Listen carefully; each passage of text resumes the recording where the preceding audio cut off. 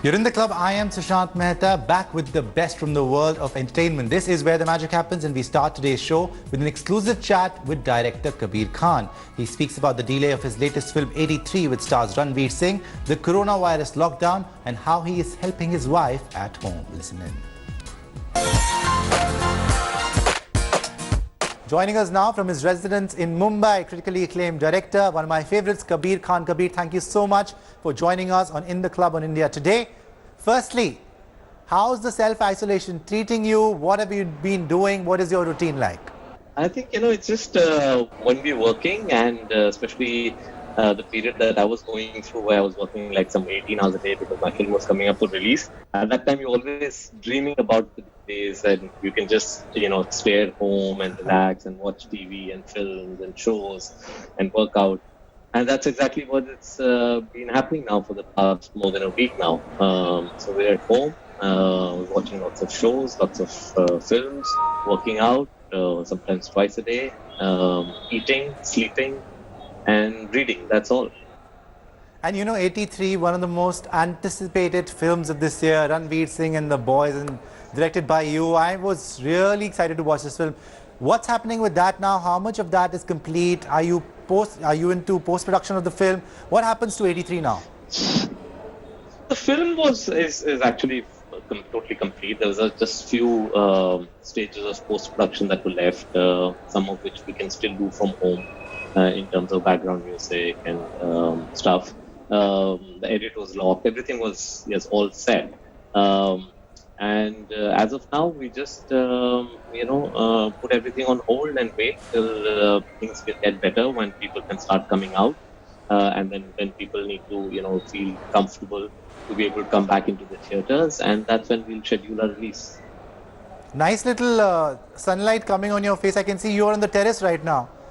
Is that now your favorite hangout spot, given the lockdown? Yes. Can you show us the view if you can? Considering.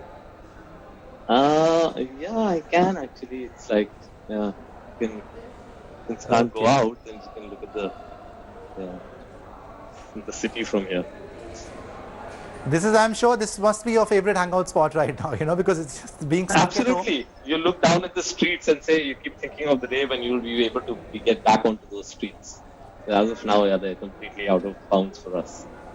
But do you have a sense of a release date now for 83? Have you guys planned, or you'll just take a call when this lockdown ends?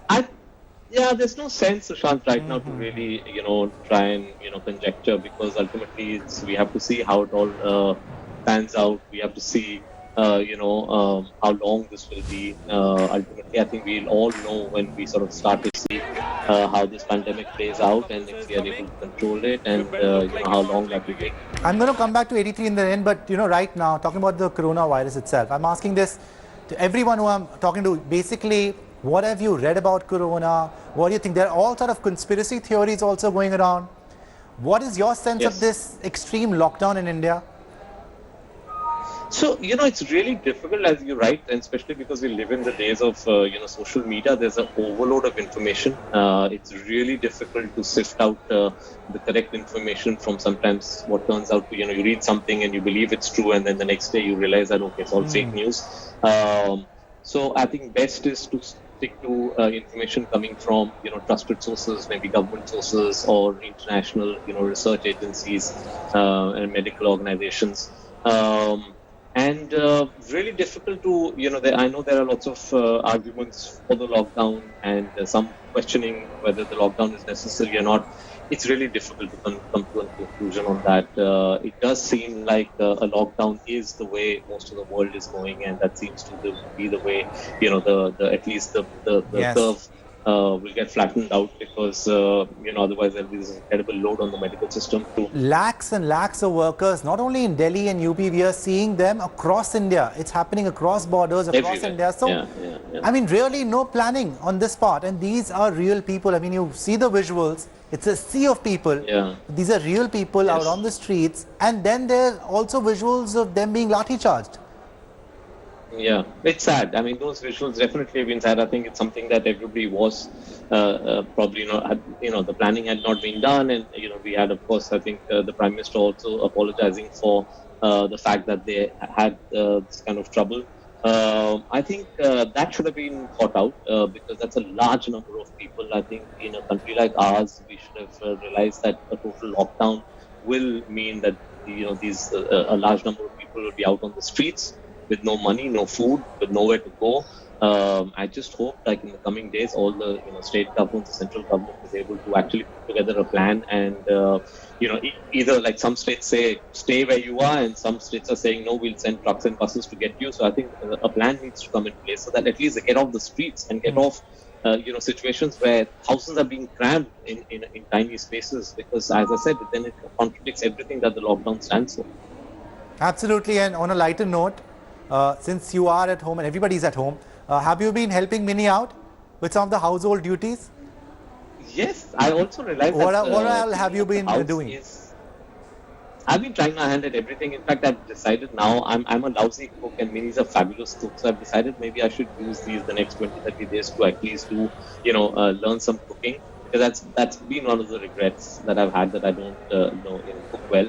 So I'm going to do that. And then I realized that, just cleaning up the house is the best exercise.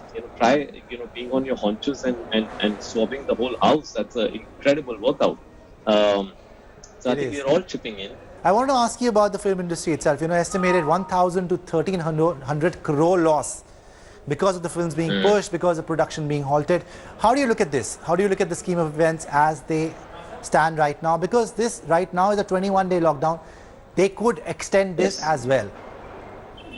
Yes. Yes, of course. I mean, the film industry will suffer monetarily because, in a situation like this, that's the last thing on people's mind, right? Nobody wants to go watch a film when something like this is happening.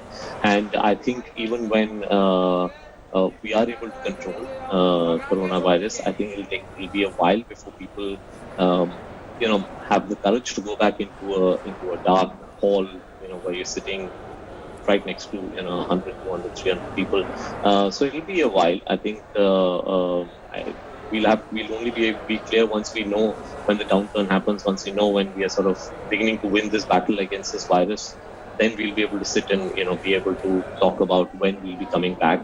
Also, we saw huge donations now coming from the film industry. T-Series giving 11 crores, Akshay has given 25 crores. Salman is actually taking care of 25,000 daily wage workers from the industry, and everybody's chipping in. Talking about that, whenever there is a big disaster-like situation in India, the film industry just unites and does all that they can.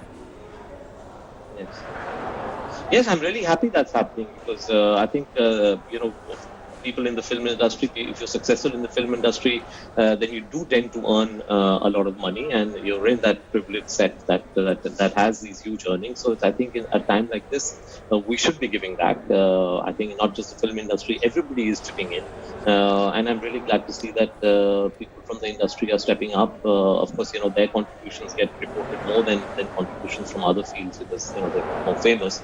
But I know that across the board, people in this country are chipping in and contributing because it's needed. I mean, we really, at this time, it's impossible for us to calculate what the cost of this pandemic is going to be. Final question to you, actually, and it is about 83 Mr. because, as I said, I'm really looking forward to the film. And now that it's been postponed, you better give me some dope on the film.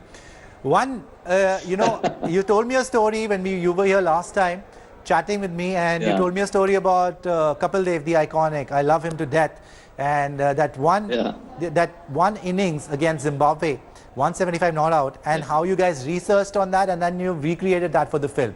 Can you share with our viewers a little bit of dope from the film?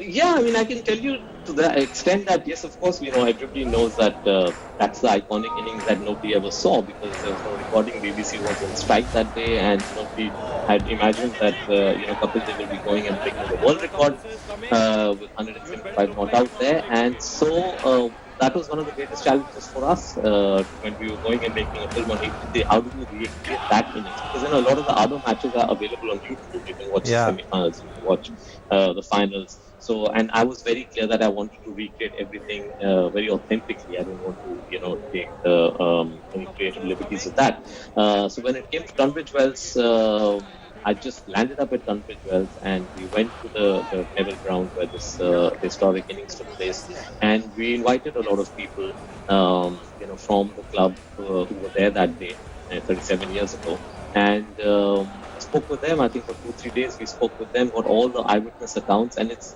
incredible the kind of things that happened, because Kapil Dev and the team only remember what is happening in the ground, but there's a lot of drama happening around that.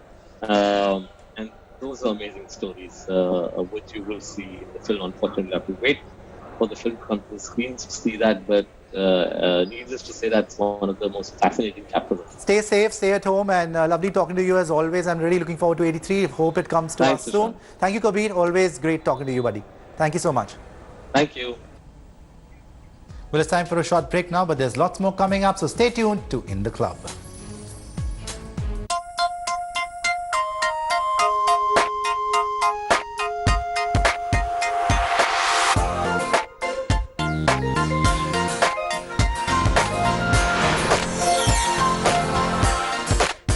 Hi everyone, Preeti Chaudhary here. Hope you like this video. For latest news and analysis, like and subscribe to the India Today YouTube channel. And don't forget to press the bell icon to stay updated. Thank you for watching.